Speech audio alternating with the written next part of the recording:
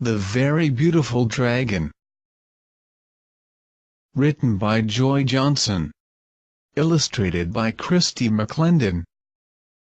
Copyright 2001 Centering Corporation.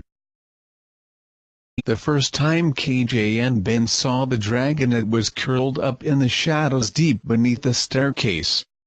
Even with the darkness hiding it, they could see that it had long, sharp, glittering, curved claws. Ben looked at KJ and KJ looked at Ben. They hurried up the stairs, out the door and into the yard. They were scared. They had never seen a dragon before. The next time they saw the dragon was at school. It was behind the door leading into Mr. Millard's room. It had long, sharp, glittering, curved claws, a huge, black head with sparkling ruby eyes and a gigantic blue mouth with razor-sharp teeth. Ben and KJ stared at the dragon, their eyes open wide. "Hurry up, kids," Mr. Miller yelled. "The bell's going to ring." They dashed into the room and slid into their desks. Their hearts were beating very fast. The third time they saw the dragon, it was in the front closet at KJ's house. It had long, sharp, glittering, curved claws, a huge, black head with sparkling ruby eyes, a gigantic blue mouth with razor-sharp teeth, and slick, shimmering, shiny green scales on its long, graceful neck. This time KJ looked at Ben and Ben looked at KJ. "Oh no," Ben said, and they ran as fast as they could up the stairs. "Mom! Mom!" KJ yelled. "There's a dragon in the closet." KJ's mother got up from her computer and stretched. "Good time for a break. Let's go see." When KJ's mother opened the closet door, all they saw was the vacuum cleaner with its long hose leaning against the wall. "Well, no dragon now. Would you like spaghetti for dinner, KJ?" And she ruffled KJ's hair. "Sure," KJ answered. Her mother hurried back to her office. KJ looked at the closet and then she looked at Ben. Ben just looked back and shrugged his shoulders. That night Ben heard something just before he drifted off to sleep. It was a soft scratching sound from under his bed. He hung upside down over the edge of his bed and peeked underneath. There was the dragon, teeth and all. He was so frightened his hair felt like it was standing straight up. He jumped up and turned on the light. But when he looked again, all he saw was his dirty pajamas and a stuffed bear he had kicked under his bed that morning. He left his light on, just in case. The next time Ben and KJ saw the dragon, they were playing in Ben's yard. When Ben's kitten ran behind the bushes at the corner by the swing set, they chased her. And there was the dragon. It had long, sharp, glittering, curved claws, a huge, black head with sparkling ruby eyes, a gigantic blue mouth with razor-sharp teeth, and slick, shimmering, shiny green scales on its long, graceful neck and massive, huge, terrifying wings that were every color of the rainbow. "Awesome!" Ben whispered. "Spectacular!" KJ said softly.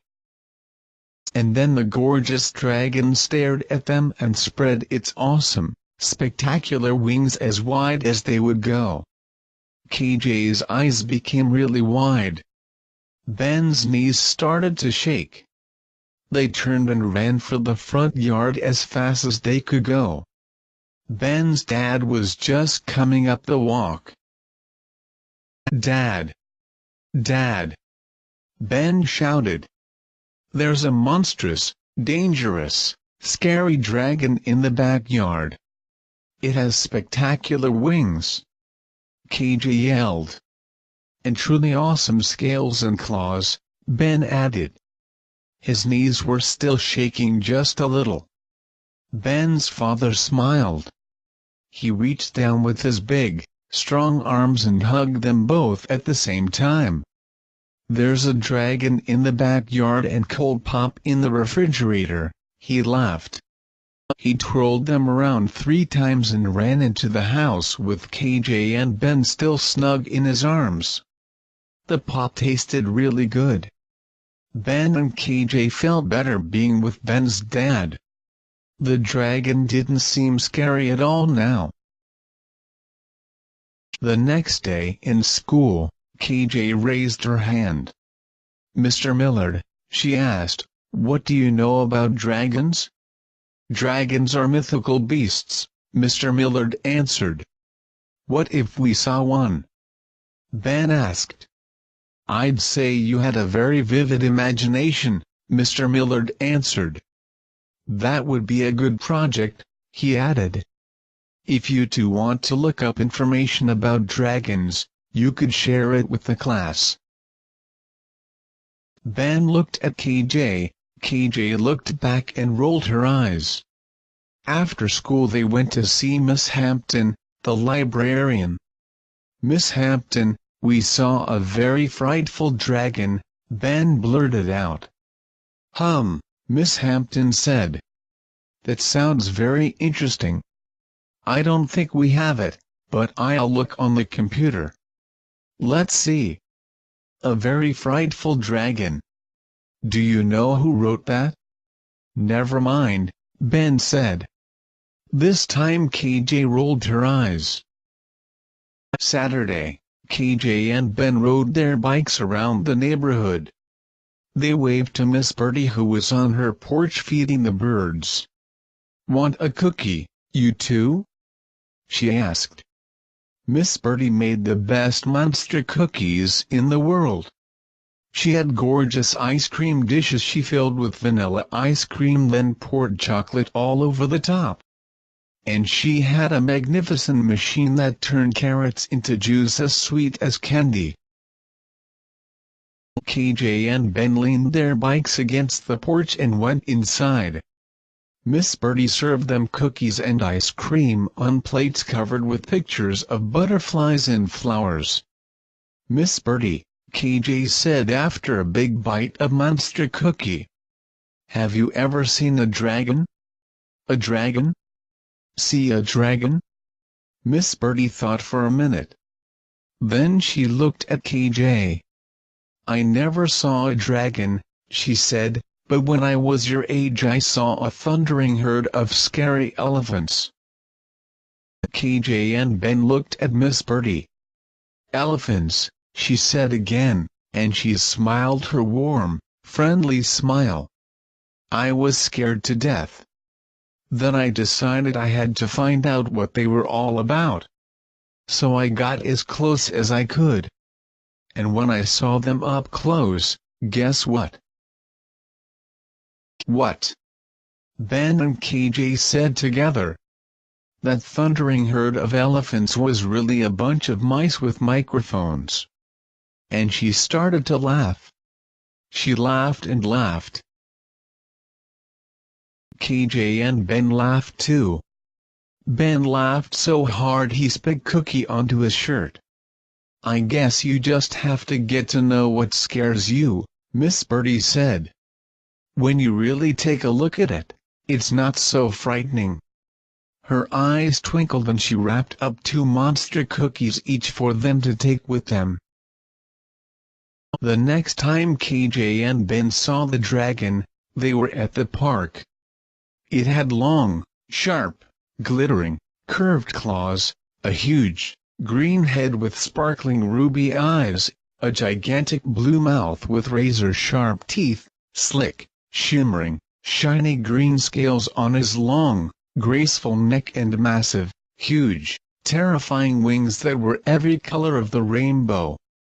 It was sunning itself on a rock by the pool. KJ and Ben looked at each other. They swallowed hard, took a deep breath and started to walk toward the dragon. When they got close, they both held out their hands. "How do you do?" KJ asked. "Pleased to meet you," Ben said. That great, massive dragon raised its sleek, glittering green neck. That awesome dragon stared at them with its sparkling ruby-red eyes. And it opened its huge, dark mouth to show the razor-sharp teeth. KJ and Ben couldn't look at each other. They were too scared. Suddenly the great dark mouth broke into a monstrous grin. The dragon moved silently toward KJ and Ben. Ever so gently, the dragon placed one glittering golden claw in each outstretched hand. They shook hand and claw. Then, still smiling, the dragon turned. It planted its long, sharp, glittering, curved claws securely in the ground, lifted its slick, shimmering, graceful green neck and spread its massive, huge, terrifying wings that were every color of the rainbow. It turned its huge head with ruby-red eyes, looked a long time at KJ and Ben, then rose gracefully and swiftly into the air and headed toward the sun. "Beautiful," KJ said. "Fantastic," Ben added. And they watched the very beautiful dragon slowly grow smaller and disappear. In the years that were to come, KJ and Ben grew up and had their own children. Every now and then, they would see their very beautiful dragon again. And each time, even though they were a little scared, they bravely walked toward it, held out their hands and said, "Hello again, how are you?" Each time the great dragon smiled and shook hand and claw. Then once again it spread its magnificent rainbow wings and flew into the sun.